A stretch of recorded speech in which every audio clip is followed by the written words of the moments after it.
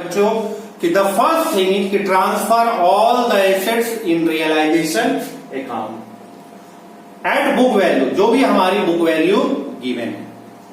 यहां पर ध्यान रखने वाली बात क्या है बच्चों कि कैश और बैंक को हम रियलाइज नहीं करते हैं, इसलिए हम कैश और बैंक को ट्रांसफर नहीं करेंगे। तो आप ब्रैकेट में लिख लीजिए बच्चों, except cash and bank and fictitious assets. जो पॉइंट है वो मैं बता देता हूं, फिक्टिशियस एसेट्स को भी ट्रांसफर नहीं करेंगे। फिक्टिशियस एसेट्स क्या होते हैं बच्चों, जैसे discount on share, discount on debenture, loss profit and loss के डेबिट बैलेंस, ठीक है, उनको ट्रांसफर नहीं करेंगे। क्लियर है। एक और पॉइंट है जहां पर की दिक्कत होती है बच्चों, देखिए आप बैलेंस शीट में गिवन होते हैं, क्या गिवन होते हैं, सन्ड्री डेटर। बैलेंस शीट में क्या गिवन होते हैं, सन्ड्री डेटर और less provision for bad debts. तो सन्ड्री डेटर के फुल वैल्यू, पूरे की पूरी वैल्यू को हम रिकॉर्ड करेंगे, ट्रांसफर करेंगे। सन्ड्री डेटर या लिख लीजिए sundry debtor at book value, जो एक्चुअल वैल्यू है, और जो प्रोविजन होता है उसको फिर हम डेबिट करते हैं, फिर उसके बारे में बताएंगे। अभी आप समझिए कि सन्ड्री डेटर को फुल वैल्यू पर, प्रोविजन को डिडक्ट करने के बाद जो वैल्यू आती है उस वैल्यू पर नहीं। क्लियर हो रही बात। तो पहला पॉइंट क्या हो गया कि सारे एसेट्स को ट्रांसफर करेंगे। दूसरा क्या पॉइंट है, transfer all the liability in realisation account. हमारे बैलेंस शीट में जितनी भी लायबिलिटी गिवन है, हमारे बैलेंस शीट में जितनी भी लायबिलिटी गिवन है उसको रियलाइजेशन में ट्रांसफर करेंगे। अब आप अच्छे से जानते हैं लायबिलिटी के कौन से बैलेंस होते हैं, क्रेडिट बैलेंस होते हैं।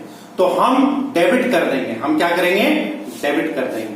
हम क्या करेंगे, इंडिविजुअल लायबिलिटी टू रियलाइजेशन,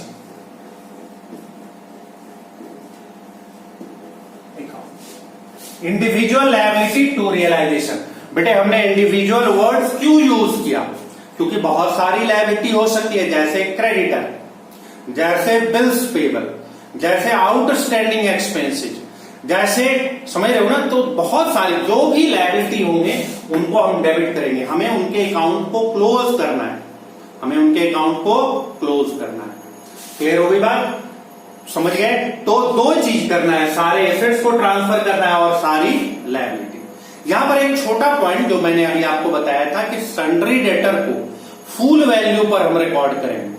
जैसे समझा रहा हूं, 20,000 के डेटर हैं और 1,000 के प्रोविजन है, तो हम 19,000 को डेटर को क्रेडिट ट्रांसफर नहीं करेंगे बल्कि 20,000 को करेंगे। और जो प्रोविजन है उनके क्रेडिट बैलेंस होते हैं, प्रोविजन फॉर बैड डेट्स के क्रेडिट बैलेंस होते हैं, हम क्रेडिट में ना लिख के डेटर से माइनस करते हैं। तो बेटे उसको भी हमें उस अकाउंट को भी क्लोज करना है। तो क्रेडिट बैलेंस है, इसलिए हम यहां लिखेंगे प्रोविजन फॉर बैड डेट्स। समझ रहे हैं ना, लायबिलिटी को डेबिट करेंगे, प्रोविजन फॉर बैड डेट्स को डेबिट करेंगे। क्लियर हो रही बात, और रियलाइजेशन में ट्रांसफर कर देंगे। तो इस तरह से बच्चों हमारे सारे एसेट्स और हमारी सारी लायबिलिटी ट्रांसफर हो गई है। कहां ट्रांसफर हो गई है, रियलाइजेशन अकाउंट। क्लियर हो रही बात, हमारे सारे एसेट्स और हमारे सारी लायबिलिटी ट्रांसफर हो चुके हैं रियलाइजेशन अकाउंट। क्लियर होगी बात। अब हम क्या करेंगे, हमारा थर्ड पॉइंट एकदम पॉइंट वाइज याद रखो। पहले सारा एसेट्स को ट्रांसफर करेंगे, सेकंड सारी लायबिलिटी को ट्रांसफर करेंगे। थर्ड पॉइंट हम क्या करेंगे बच्चों, एसेट्स को बेचने की कोशिश करेंगे मार्केट में। एसेट्स या तो मार्केट में सेल होंगे, क्यों होंगे, क्योंकि हम तो बिजनेस बंद कर रहे हैं ना भाई, हम बिजनेस को बंद कर रहे हैं, तो सारे एसेट्स को बेच देंगे और पैसों को बांट लेंगे। तो हम मार्केट में एसेट्स को सोल्ड आउट करेंगे। जब भी हम मार्केट में सोल्ड आउट करेंगे एसेट्स को, तो हमारी एंट्री क्या होगी, बैंक अकाउंट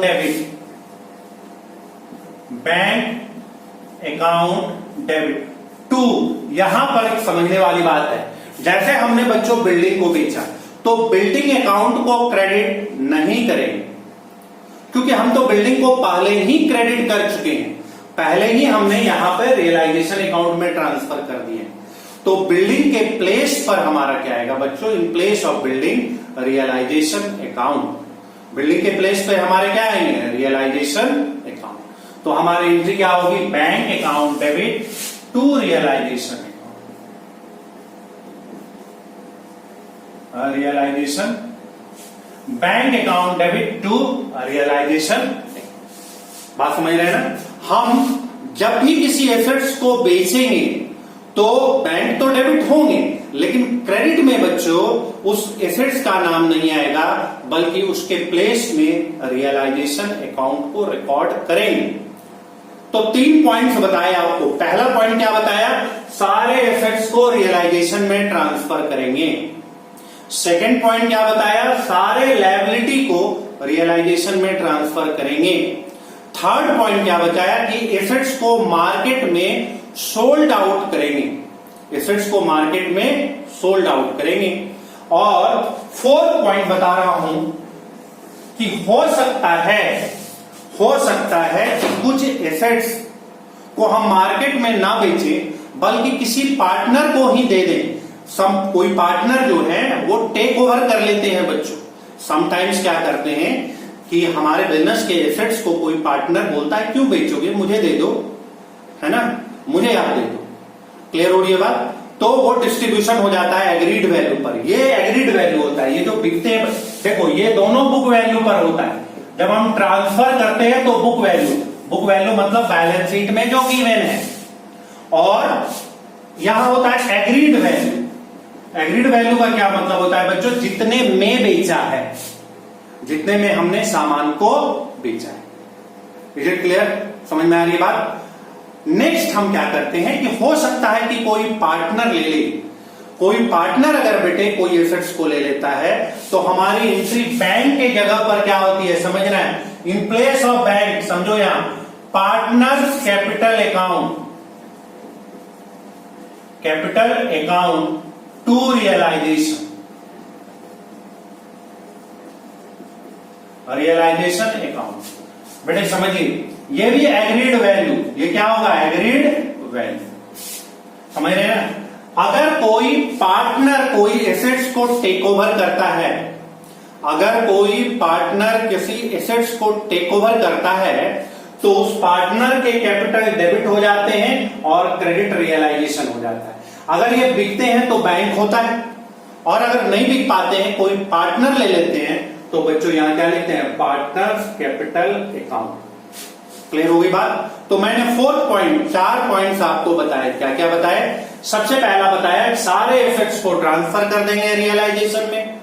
सेकंड बताया सारे लायबिलिटी को ट्रांसफर कर देंगे रियलाइजेशन में बुक वैल्यू पर, यानी बुक वैल्यू मतलब जो बैलेंस शीट में गिवन है। क्लियर हो गई बात। थर्ड पॉइंट हम क्या करेंगे, एसेट्स को बेचेंगे, एसेट्स को हम बेचेंगे, और जितने में भी बिकेगा यानी एग्रीड वैल्यू, जितने में हमारे एसेट्स बिक रहे हैं बेटे, जितने में हमारे एसेट्स बिक रहे हैं हम रिकॉर्ड करेंगे bank account debit to realisation. और अगर कोई पार्टनर ले लेते हैं किसी एसेट्स को तो हम रिकॉर्ड करेंगे partners capital account debit to realisation. Clear है, ये 4 पॉइंट बताए। अभी 2 पॉइंट और बताएंगे। कुछ एसएमएस आया है, 1-2 एसएमएस। बेटे हाफ एन आवर की क्लास होती है।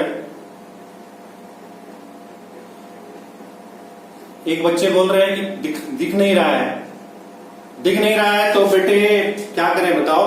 आप ध्यान से सुनिए, पॉइंट बाई बोल तो रहा हूं, उसको लिखो ना। 4 बार तो वही बात बोल रहा हूं, realise partners capital to bank. तो उतार लो, कॉपी में उतार लो। अगर नहीं दिख रहा है तो इसका क्या उपाय है, मेरे पास कोई उपाय नहीं है। कोई उपाय है तो बताओ, ये नेटवर्क की दिक्कत हो सकती है। क्लियर है। तो आप समझिए, 4 बार एक ही चीज बोल रहा हूं कि पहला सारे एसेट्स को ट्रांसफर करेंगे तो रियलाइजेशन टू एसेट्स। दूसरा सारे लायबिलिटी को ट्रांसफर करेंगे तो liability to assets, sorry realisation. सब कुछ दिख रहा है, सब कुछ दिख रहा है।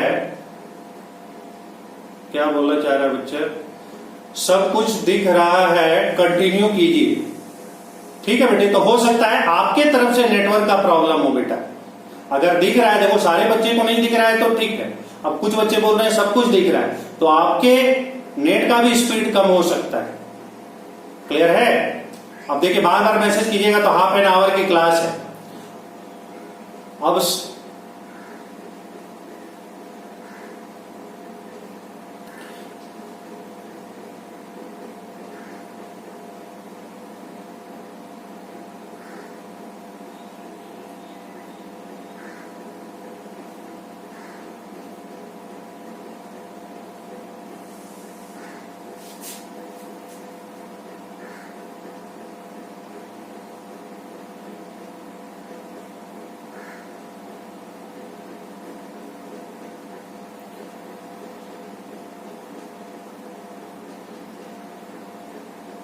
बच्चों कभी कभी आपके साइड से भी नेट की दिक्कत हो सकती है, लेकिन मैं ये मान के चल रहा हूं पढ़ाते वक्त कि आपको किसी को कुछ नजर नहीं आ रहा है, और मैं इसीलिए 4 बार बोल रहा हूं।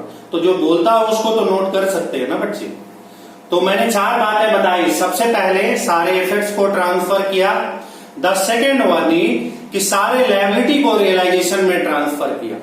थर्ड, हमने एसेट्स को बेचा तो bank account debit to realisation account, सारे एसेट्स बिके हैं। फोर्थ क्या होगा बच्चों कि अगर कोई पार्टनर कोई एसेट्स ले लेते हैं, अगर कोई पार्टनर किसी एसेट, जिसको नजर नहीं आ रहा है नोट डाउन करो कॉपी में, बताओ मैं क्या कर सकता हूं। अगर नोट डाउन करो ना, मैं अपना स्पीड नेट का बढ़ा सकता हूं ना आपका बढ़ा सकता हूं। एक फिर एसएमएस आ गया, सब कुछ दिख रहा है। अरे भाई तो दिख रहा है तो अच्छी बात है, छोड़ो, हाफ एन आवर में देखने नहीं देखने में क्लियर हो जाएगा सारा। तो बेटे चौथा ये हुआ कि कोई पार्टनर अगर टेक ओवर कर रहा है तो ये। फिफ्थ पॉइंट आपको फिर एसएमएस आया, मैं नहीं देख रहा हूं। फिफ्थ पॉइंट फिर आया है। द फिफ्थ पॉइंट इज कि अगर हम किसी लायबिलिटी को पे कर रहे हैं, जिसको नजर नहीं आ रहा है वो सुनो, आवाज तो आ रही है ना। अगर हम किसी लायबिलिटी को पे कर रहे हैं, क्लियर हो रही है बात, तो हमारी एंट्री क्या होगी? हमारी एंट्री क्या होगी? हमारी नॉर्मल एंट्री क्या होती है 11th क्लास के हिसाब से? Creditor account debit to bank, अगर हमने क्रेडिटर को पे किया। लेकिन बच्चों यहां पर हम पहले ही अपने लायबिलिटी को रियलाइजेशन में ट्रांसफर कर चुके हैं, तो याद रखना है एसेट्स के जगह पे रियलाइजेशन लिखना है और लायबिलिटी के जगह पे भी रियलाइजेशन लिखना है। क्यों? क्योंकि हमने सारे एसेट्स को ट्रांसफर कर दिया है रियलाइजेशन में। तो एसेट्स मतलब रियलाइजेशन ऐसे समझो, और लायबिलिटी का मतलब भी रियलाइजेशन, क्योंकि लायबिलिटी को भी ट्रांसफर कर दिया। तो यहां बच्चों हम एंट्री जो करेंगे क्रेडिटर टू बैंक नहीं करेंगे, बल्कि क्या करेंगे? Realisation to bank. जब कभी भी हम किसी लायबिलिटी को पे करेंगे, whenever we pay any liability, we have to write entry realization account debit to bank account। तो एंट्री आप पास कीजिए, realisation account debit to bank, realisation account debit to bank account. Clear होगी बात? Note कर लो ना, जिसको नजर नहीं आ रहा है नोट करो, रियलाइजेशन टू बैंक। क्लियर हो रही बात? उसके बाद हो सकता है क्वेश्चन में ऐसा रहता है कि कुछ पार्टनर कुछ लायबिलिटी को टेक ओवर कर लेते, उसको पे नहीं करते, बोलते ठीक है हम पे कर देंगे। तो यहां पर बच्चों एंट्री क्या होगी? बैंक के जगह पर क्या हो जाएगा? Partners capital account. Sixth point,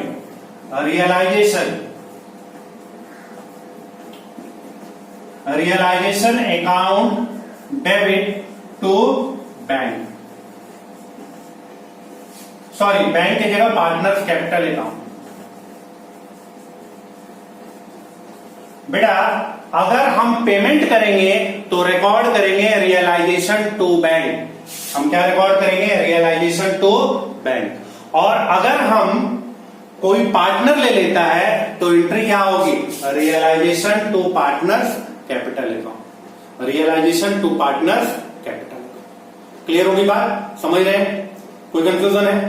clear हो रही बात? दो ही बातें होंगी ना, या तो एसेट्स ले लेगा या एसेट्स कोई पार्टनर ले लेगा या मार्केट में बेच दिया जाए।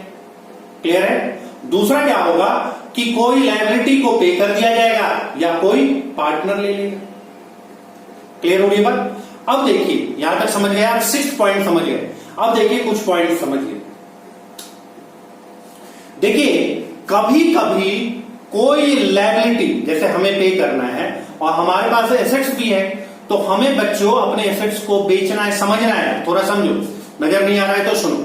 कुछ बच्चे समझो बात को, कुछ एसेट्स को हमें बेचना है और लायबिलिटी को पे करना है। तो कभी कभी पार्टनर के जगह पर कोई लायबिलिटी वाले भी बोलते हैं कि भाई आप इस एसेट्स को क्यों बेचोगे, आप हमें ही ये एसेट्स दे दो।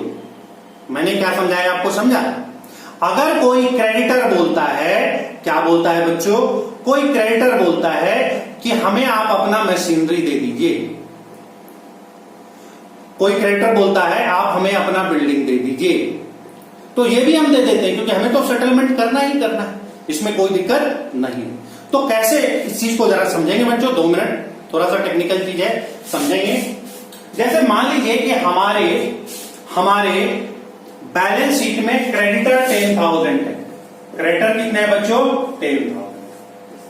ठीक है बच्चा, हमारे बैलेंस शीट में क्रेडिटर 10,000 और मेरे पास मशीनरी भी है, मशीनरी की कुछ भी वैल्यू है। ठीक है, समझ रहे हैं ना बात को? तो मशीनरी की कुछ भी वैल्यू है। अब क्रेडिटर बोल रहा है कि भैया ये मशीन हमें चाहिए, हमें ये एसी पसंद है, भैया ये एसी हमें दे दो और 8,000 रुपए। पहला 3 सिचुएशन बताता हूं।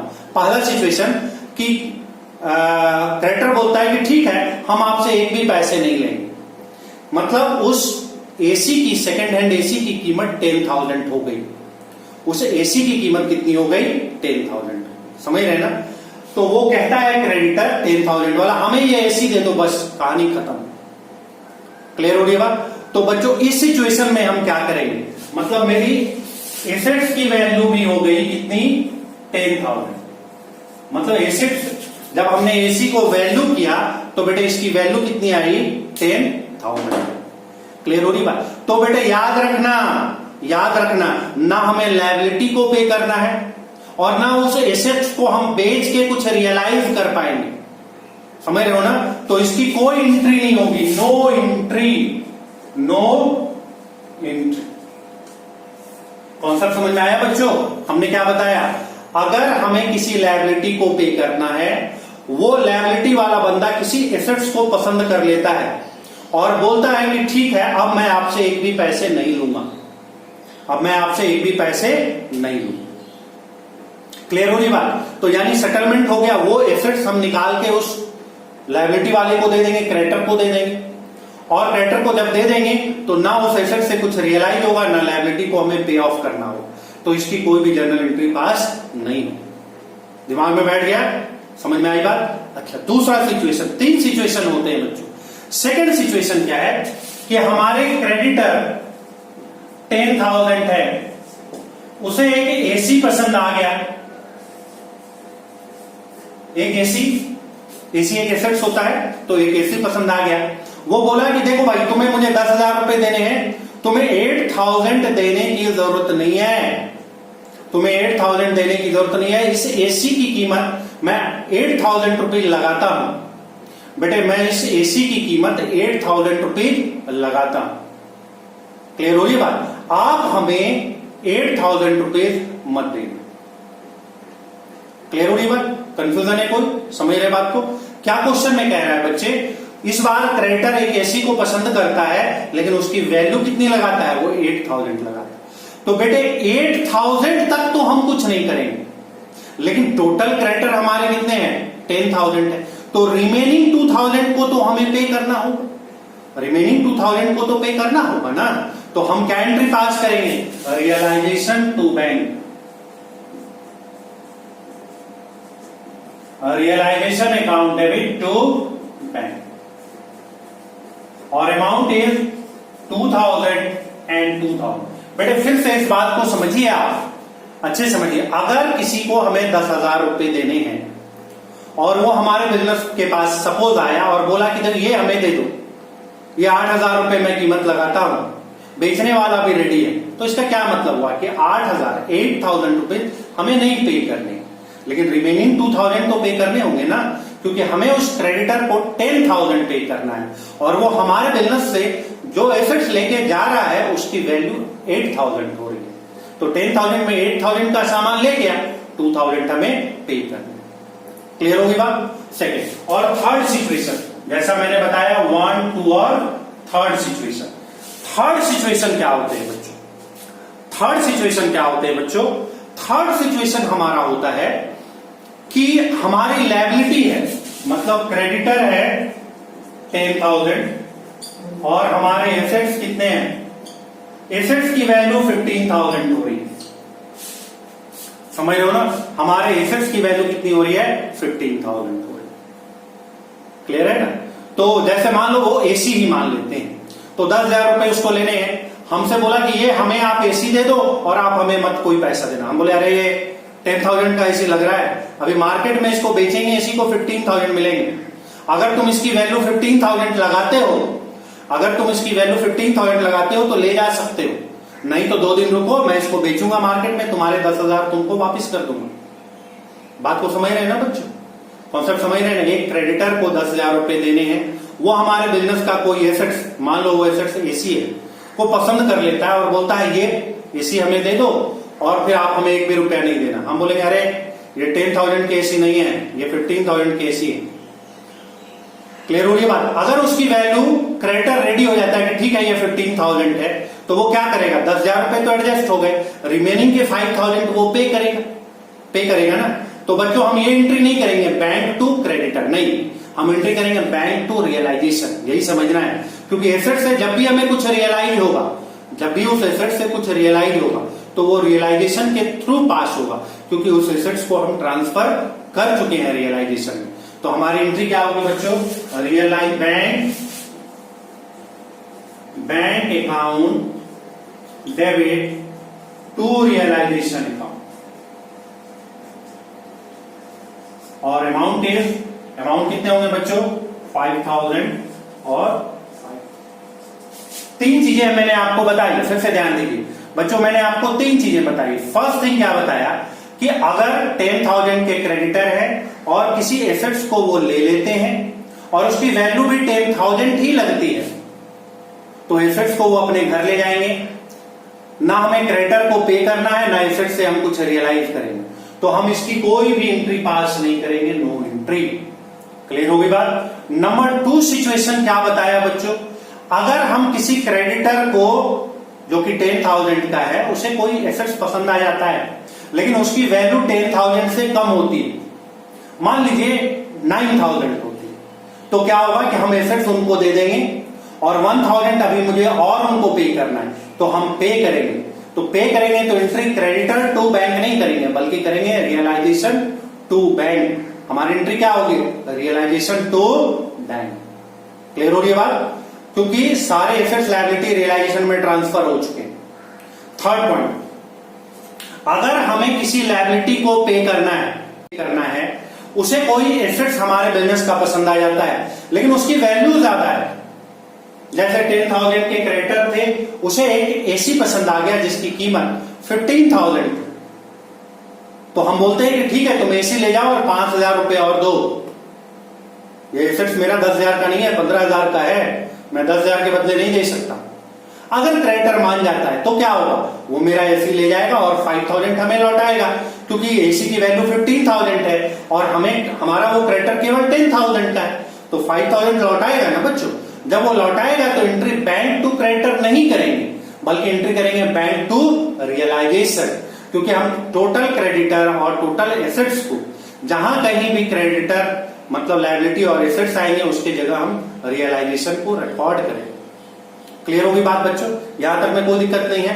फटाफट 1-2 कॉन्सेप्ट और देखेंगे, फिर क्वेश्चन के तो टाइम ही नहीं है, क्वेश्चन करेंगे।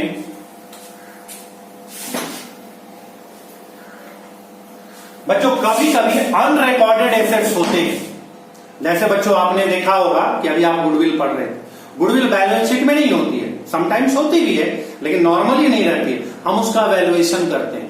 या कभी कभी कोई एसेट्स बच्चों हमारे रिकॉर्ड करना छूट जाता है, बात समझ रहे हो ना? इसको कहते हैं अनरिकॉर्डेड एसेट्स। अनरिकॉर्डेड एसेट्स का सिंपल सा मतलब हुआ बच्चे कि जो बैलेंस शीट में नहीं गिवन है, समझ रहे हैं ना, जो कि बैलेंस शीट में नहीं गिवन है, तो आज हम उसको बेच देंगे, हम अपने गुडविल को भी बेचेंगे, तो वो एक एसेट्स है बच्चों, वो एक एसेट्स है। तो जब भी हमें उससे कुछ रियलाइज होगा, जब भी हमें उससे कुछ रियलाइज होगा तो थ्रू रियलाइजेशन पास करेंगे। एक बात हमेशा याद रखिए, हम जितने भी एसेट से रियलाइज करेंगे उसको थ्रू रियलाइजेशन करेंगे, जितने भी लायबिलिटी को पे ऑफ करेंगे थ्रू रियलाइजेशन करेंगे। तो अनरिकॉर्डेड एसेट्स, अब लिखिए अनरिकॉर्डेड एसेट्स से अगर हम कुछ रियलाइज कर रहे हैं तो हमारी एंट्री होगी bank account debit, bank account debit to realisation, realisation account, bank account debit to realisation account. Unrecorded asset समझ रहे हो ना बेटा, जो मेरे बैलेंस शीट में नहीं गिवन है, एक एडिशनल इंफॉर्मेशन नीचे में होगा, क्वेश्चन में होगा additional information, there was a furniture which was not recorded in balance sheet, realise 500 या रियलाइज 10,000। मतलब एक फर्नीचर था जो कि मेरे बैलेंस शीट में नहीं था, आज वो रियलाइज हुआ। या कभी कभी बेटे डेप्रिशिएट हो जाते हैं, मान लो कोई एसेट्स है उसकी जिंदगी 10 साल है, तो 10 साल में डेप्रिशिएट हो गई तो उसकी वैल्यू जीरो हो जाती है, जीरो हो जाती है तो हम उसको बैलेंस शीट में नहीं दिखाते। लेकिन जब आज बेच रहे हैं तो भले ही वो कबाड़ के भाव भी बिकेगा ना, तो बिकेगा तो हम क्या लिखेंगे, bank account debit to realisation. उसी तरह से क्या होता है, कभी कभी ये अनरिकॉर्डेड एसेट्स है, अनरिकॉर्डेड एसेट्स लिखो बच्चों, अनरिकॉर्डेड एसेट्स। उसी तरह से अनरिकॉर्डेड लायबिलिटी भी होती है बच्चों। अनरिकॉर्डेड लायबिलिटी का क्या मतलब हुआ, कुछ ऐसी लायबिलिटी जो अभी तक हमें पता नहीं थी, बैलेंस शीट में नहीं गिवन था बच्चों, बैलेंस शीट में वो लायबिलिटी के बारे में कोई इंफॉर्मेशन नहीं था। तो जब नहीं था कोई इंफॉर्मेशन और आज हमें एडजस्टमेंट में पता चल रहा है कि देयर वाज ए लायबिलिटी, कोई लायबिलिटी था, उसको हमने पे किया 500, 5,000 कुछ भी हो, क्वेश्चन में गिवन होगा कि एक अनरिकॉर्डेड लायबिलिटी थी जिसको हमने पे ऑफ किया।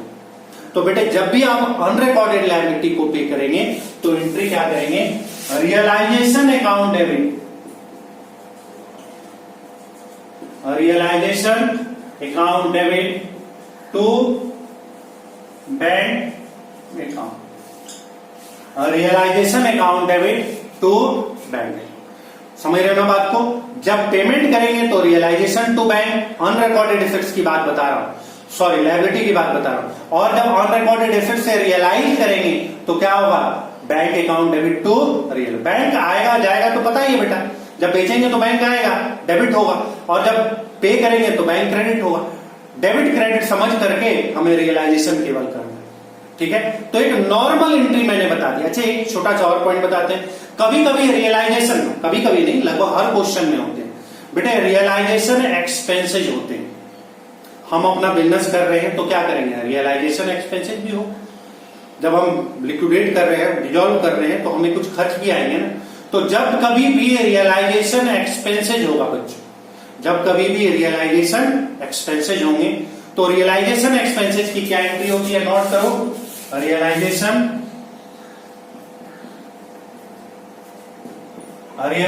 एक्सपेंसेज की नॉर्मल एंट्री जो होती है वो होती है realisation to bank, realisation to bank. एकदम सिंपल एंट्री बताया है कि कोई भी रियलाइजेशन एक्सपेंसेज होते हैं तो हमारी एंट्री होती है रियलाइजेशन टू बैंक। बेटे realisation to bank, realisation expenses के बारे में 15-20 मिनट का मैं डिटेल में क्लास लूंगा। इसमें कुछ टेक्निकल चीजें हैं, इसमें 3 बातें होती है, लेकिन अब तो टाइम ही नहीं बचा है, तो अभी आप सिंपल समझिए रियलाइजेशन एक्सपेंसेज टू बैंक। एक छोटी सी बात कि कोई भी खर्च हो रहा है तो रियलाइजेशन एक्सपेंसेज में हम डेबिट कर दें, रियलाइजेशन एक्सपेंसेज में हम डेबिट कर दें। क्लियर हुई बात। और अब आखिरी चीज, आज के क्लास की आखिरी चीज बेटे, इन सब चीजों से हमें या तो कुछ प्रॉफिट होगा या लॉस होगा। सिंपल सी बात समझिए, अगर 10,000 के एसेट्स हैं और अगर हमने 8,000 में बेच दिया तो 2,000 के लॉस नहीं हो गए ना, जैसे रिवैल्यूएशन में होते थे, कुछ एसेट्स की वैल्यू कम होती थी, कुछ की ज्यादा होती थी, लायबिलिटी की वैल्यू ज्यादा होती थी, कम होती थी। उसी तरह से बेटे रियलाइजेशन में अगर एसेट्स को महंगा बेचे हैं तो प्रॉफिट होगा, और अगर एसेट्स को हमने सस्ता बेच दिया तो हमें क्या हो जाएगा, लॉस हो जाएगा। ठीक है, समझ रहे। उसी तरह लायबिलिटी को अगर महंगा बेच दिया ज्यादा पे करना पड़ गया तो लॉस हो गया, कम पे करना पड़ा तो प्रॉफिट हो। तो ओवरऑल इससे होता है, लेजर बनाएंगे कल हम लोग या अगली क्लास में, तो ओवरऑल हमें प्रॉफिट या लॉस होता है। क्लियर होगी बात? तो हम रियलाइजेशन अकाउंट को क्लोज करते हैं, रियलाइजेशन अकाउंट को क्लोज करते हैं और उस प्रॉफिट को पार्टनर्स के कैपिटल अकाउंट में ट्रांसफर कर देते हैं। बेटा इस केस में प्रॉफिट भी हो सकता है और लॉस भी हो सकता है, समझ रहे हैं? इस केस में प्रॉफिट भी हो सकता है और लॉस भी हो सकता है। बताएंगे कैसे प्रॉफिट और लॉस होगा, तो एक दिन रुकिए क्योंकि टाइम निकल रहा है, हमें केवल एंट्री पास करने दीजिए। कल मैं आपको जरूर बताऊंगा या परसों बताऊंगा कि कैसे समझेंगे कि प्रॉफिट है। एक तो आसान तरीका है कि आप रियलाइजेशन अकाउंट बना लीजिए, जर्नल से लेजर कर लीजिए। वैसे मैं आपको लेजर भी बताऊंगा, अगली क्लास में लेजर ही बताऊंगा, ठीक है? लेकिन अभी आप बेसिकली समझिए, अगर आपको प्रॉफिट हो रहा है, इन केस ऑफ प्रॉफिट, तो आप क्या एंट्री पास करेंगे? इन केस ऑफ प्रॉफिट। बेटे इन केस ऑफ प्रॉफिट आप क्या एंट्री पास करेंगे? आप एंट्री पास करेंगे realisation account debit to partner का नाम। बच्चों मैं ए और बी मान ले रहा हूं, मैं मान ले रहा हूं पार्टनर का नाम ए और बी है, तो इनके कैपिटल को बढ़ाएंगे, प्रॉफिट में वो हिस्सा लेगा। टू एज कैपिटल और टू बीज कैपिटल, यानी ओल्ड पार्टनर ओल्ड रेशियो, यहां न्यू रेशियो तो होता ही नहीं है, जो भी रेशियो है ओल्ड, जो भी पार्टनर है वो अपने प्रॉफिट शेयरिंग रेशियो में बांट लेंगे, प्रॉफिट शेयरिंग रेशियो में प्रॉफिट को बांट लेंगे, ठीक है? क्लियर हो रही बात? रियलाइजेशन के प्रॉफिट को old partner profit sharing ratio में बांट लेंगे या पार्टनर प्रॉफिट शेयरिंग रेशियो में बांट लेंगे, यहां न्यू ओल्ड होते नहीं है बच्चों, ठीक है? उसी तरह अगर लॉस हो गया, इन case of loss, if you have certain loss, तब क्या एंट्री करेंगे बेटे? कैपिटल को डेबिट करना होगा, यहां लिखिए in case of loss. Loss के केस में क्या होगा? A's capital account debit, B's capital account debit, B's capital account debit to realisation, realisation. बेटे अगर प्रॉफिट होगा तो कैपिटल क्रेडिट होंगे और अगर लॉस होगा तो कैपिटल डेबिट होंगे। तो बेटा ये था रियलाइजेशन अकाउंट में 95% चीजें सीख चुके हैं, लटके झटके कहीं कहीं पर है वो हम बताएंगे अगली क्लास में। कुछ अच्छे बच्चे तो जर्नल से लेजर कर लो, हो गया, जर्नल तो सारा बता दिया, लेजर कर लो। वैसे मैं ये नहीं बोल रहा हूं, मैं नहीं बताऊंगा, अगली क्लास में मैं लेजर भी बताऊंगा, क्वेश्चन ही डायरेक्ट सॉल्व करूंगा, ठीक है? तो आज बार इतना ही बच्चों, ठीक है? Good day, good bye.